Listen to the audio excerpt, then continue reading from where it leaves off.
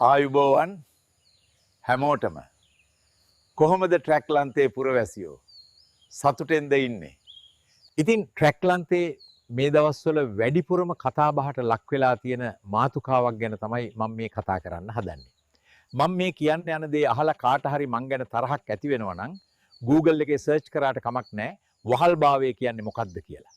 හොරකම කියන එකේ කැටගරි ගොඩක් තිබ්බත් ප්‍රධාන වශයෙන් කොටස් දෙකකට බෙදන්න පුළුවන්. පළවෙනි එක තමයි තමන් ළඟ මොනවත් නැතුව ඉඳලා පොදු ජනතාවට අයිති රජයේ මුදල් හොරකම් කිරීම. දෙවැනි කාරණය තමයි තමන් ළඟ සල්ලි තිබුණත් කිසි දෙයක් නැති කෙනෙක් වගේ රඟපාලා අහිංසක මිනිස්සුන්ගෙන් යට ඇඳුමේ ඉඳන් ඉල්ලා ගැනීම. ට්‍රැක්ලන්තේ වැමදාම උනේ උඹලා අපි එක එකාගේ බොරු වලට අහු වුණ එක විතරයි.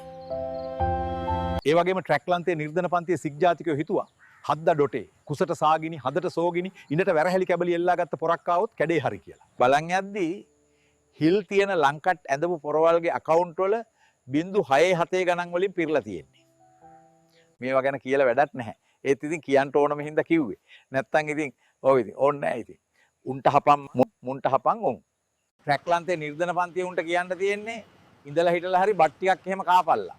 පැට්ට කාලේ කාපු නම්බර 1 2 තනකොළ කන්න එපා දැන්. උඹලා ලොකුයි. නම්බර 5 6 ඒවා කාපන්. තාමත් මේක තේරෙන්නේ නැත්තම්